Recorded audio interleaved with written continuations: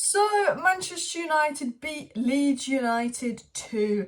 It was a game of pain for 75 minutes, and then Ten Hag genius with some subs meant that the last 15 minutes was goals galore, with 4 goals going in the back of the net, 2 of which being offside. And I have to say, Erik Ten Hag is doing an absolutely fantastic job at Manchester United, considering where they were last year, considering where some of the players like Marcus Rashford were last year, and looking at where Manchester United are at now. It's third place, pushing on the door of second and first, probably not in a title race, but if they hadn't dropped points to Leeds and Palace earlier in the season, they could potentially be in a title race, considering that they're 7 points ahead of Spurs in the race for top 4 and 13-14 points above Chelsea and Liverpool. I think even 15 points above. Ten Hag is doing absolute wonders, and in today's video we're going to talk about 5 things we learned from Manchester United 2, Leeds 0. We're going to dive into Maguire's comments about him not starting regularly, Garnacho sitting down the haters, the need for a Casemiro understudy and how much we miss Casemiro today, and more. So do smash that like button, of course subscribe down below if you're new, and please do share the video. But before I get into 5 things we learned from the game, I want to quickly talk about what Ten Hag had to say on Marcus Rashford and a midfielder that United are looking at. It was said by Ten Hag on Rashford that Erik Ten Hag said if Marcus Rashford is the best striker in Europe currently, he said definitely one of them. I was convinced from the first moment. I was really excited to work with him. I can get more out of him. He's got such high potential. Ten Hag saying from day one he's excited to work with Rashford. He is one of the best strikers in Europe at the moment. And just to put that into context, only Haaland, Mbappe and Neymar have more goal contributions than Rashford this season. Haaland has obviously a lot more, and then obviously Mbappe and Neymar I think only have 1 or 2 more goal contributions than him this season. And considering that they're playing in the French League and he's playing in the Premier League and they're playing for the best team in the French League and Rashford is carrying his side in the Premier League on current form, there's really no one better in the world than Rashford other than Haaland, because his goal numbers are just incredibly insane. And Marcus Rashford has more goals in 2023 than Liverpool and Chelsea combined. They got 9 goals combined. Rashford's got 10 goals combined in 2023. And Rashford's been good under Ten Hag. He was good at the World Cup, but post-World Cup, Marcus Rashford has just been absolutely untouchable. Now, I want to dive into 5 things we learned from the game, but before I do dive into the 5 things we learned versus Leeds, there was a story coming out about United looking at a midfielder. It was said that Manchester United are monitoring Royal Antwerp's highly rated midfielder Arthur Vermaelen. I want to say Vermaelen. I was going to say Vermaelen, but that's not his name. Vermaelen. And Antwerp value him at around 20 million, and United have posted their interest in him. So Simon Jones is saying United have actually made it clear they're interested in this young midfielder. Now, we know that Manchester United need a midfielder. We know that we massively miss Casemiro, and we will dive into that in the 5 things we learned. But United are looking around at midfielders. It's obviously going to depend on new owners, potentially getting, Qatari owners. Potentially we could get investors, there's potential different owners, and I think what we do in the summer would depend on owners. But it looks very obvious that United are looking at 1 big midfield signing and then 1 smaller midfield signing, and we know what Ten Hag's like. He kind of likes those hidden young gems, and it seems that Manchester United are kind of looking for those hidden gem young midfielders in the transfer market, and hopefully that's what they're doing. But let's dive into 5 things we learned, because the first thing we learned links to that. And the first thing we learned from the game was that Manchester United need to sign a Casemiro understudy. Man United need to sign a Casemiro understudy. Man United, please sign a Casemiro understudy. I know we're looking at midfielders and all of that, but I know we need a midfielder to play next to Casemiro. I know we need like a De Jong level type midfield player. That would be the absolute dream. Whether we can be bothered to deal with Frankie De Jong or not is another question. I do think if we've got Qatari owners in and we finished in the top 4 and with Barcelona having to sell, we could get De Jong, but because I've got PTSD from the last transfer window, it's like I don't even want to go in for De Jong unless it's certain that we want him. But on top of De Jong, we do need a DM. I look at it and I go, there's Moises Caicedo. Should United potentially be looking at someone like Moises Caicedo?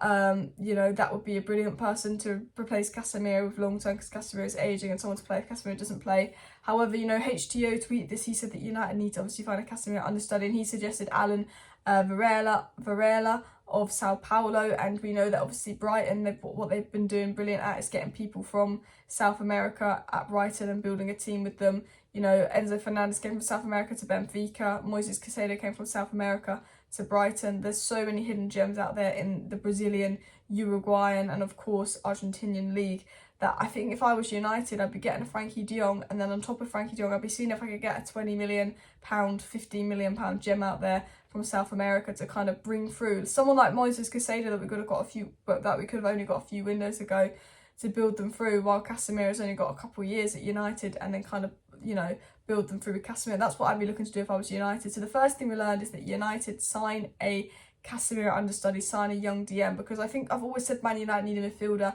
but this game really taught me that we also need a midfielder that can play Casemiro's role on top of a midfielder that can be like Frankie de Jong. The second thing we learned from the game is obviously that Garnacho shut down the haters. Garnacho basically told the haters to go fucking do one. You know, there's rants saying Garnacho's not ready at 18, you can hold this smoke or something.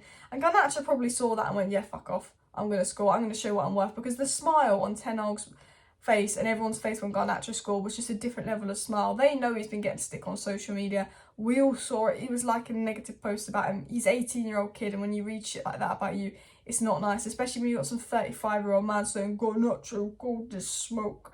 It's like, no, shut up. He's an 18-year-old freaking kid. Do you remember Ronaldo at 18? And Garnacho's basically just told them all to fuck off. He's basically said, shut the fuck up, because he went and scored a goal. He shushed them. He literally shushed them. He had his I'm him moment, sit down haters, go effing do one, and shushed them down. And that was the best thing, because Garnacho's an absolutely talented kid. He's raw, he's direct. But what I love about Garnacho is that he's so direct. When he gets the ball, he always wants to make something happen, get in behind. And I do think that Garnacho is best as a sub, like an impact sub, than a starter, because I think towards the end of the game, when players' legs tire, you know, you can see Garnacho running at players and really causing them problems. Now, it was also said, actually, statistic, that Garnacho has directly been involved in more goal contributions as a substitute than any other player in the Premier League this season. Garnacho's been involved in 4 goals off the bench, more than anyone else this season, so he really is establishing himself as a super sub. But, as said, going into the third thing we learned versus Leeds is that Ten Hag is genius. Erik Ten Hag is an absolute genius. Playing Wout Weghorst at number 10. Wout was awful. I thought, why isn't he going off? I thought, well, in Ten Hag, I trust, I guess. And he goes, Wout's going number 10, Bruno's going right wing, Rashford's going striker, Garnacho's going left wing, which kind of worked because Garnacho and Bruno are such different dynamics. Garnacho's got the directness, Bruno's kind of got the calmness, Rashford's the striker. And then Wout as 10 worked really well, because one thing Wout does really well is he can get the ball and he can hold the ball and he can keep possession. I think under Leeds, when we were giving the ball away a lot in midfield, when you have a strong physical player that can just hold the ball there for a second while and hold up play while the runners are there and link up play, it was so pivotal. And I never knew that Wout could play as a 10, and I wouldn't say I would start Wout as a 10, but it's like, you know, we learned from this game that Wout can play as a 10, and that, you know, Ten Hag is genius because he'll be interchanging positions and stuff and it will be working.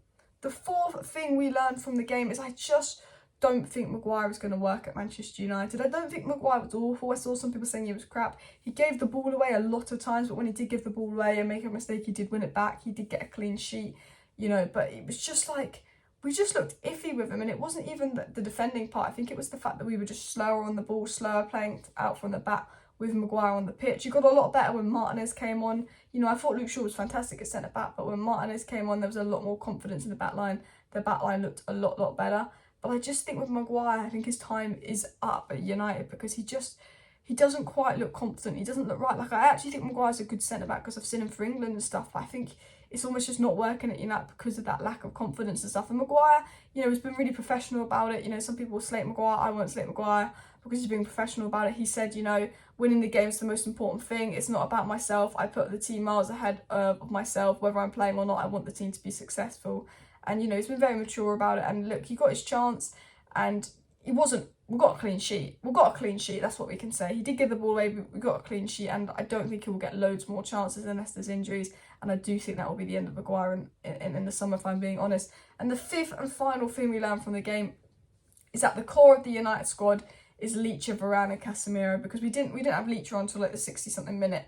We missed that core of Lissandro, Varane, Casemiro. That little triangle in defence gives us so much stability, especially Casemiro, where we can kind of control the ball, keep the ball well, and defensively be rock solid. And Leeds, you know, could really run through where that diamond would be on the pitch, really run through, really attack us there. And to be fair to Maguire, he had to play without Casemiro's protection, which makes his job a lot harder. I think if Casemiro had played, it would have been a much easier day for Maguire. But it's not even that. I think it's the mentality as well, the experience of Casemiro and Varane having won it all, their mentality, you know, Lissandro Martinez's mentality, his attitude as well, his, you know, butcher, wants to win, wants to get his head on everything. I think something that we really noticed was those three are so pivotal. They are the core to a lot of what we do, the mentality of the squad, the way we play, and we massively missed them. And obviously when Martinez came on, we already saw that he was just a level above everyone. Like, Martinez is so good, and I have to say, Martinez and Casemiro, what fantastic signings. They've been absolutely fantastic, but we could see that we were kind of missing those characters on the pitch, and we were massively missing Casemiro. And obviously I think that while Luke Shaw was decent, we missed that kind of Varane, Martinez personality. But look, people, smash that like button. Of course, subscribe down below if you're new. Let me know your thoughts on the video down below. This is 5 things we learned from the game / touching upon midfielder news, Rashford news and more. I obviously think the most important thing that we learned from today's game is obviously that Garnacho shut down his haters, followed by, I think we need 2 midfielders in the summer, and one needs to be Casemiro understudy. So Man United, sign a Casemiro understudy. Please smash the like. See you next time.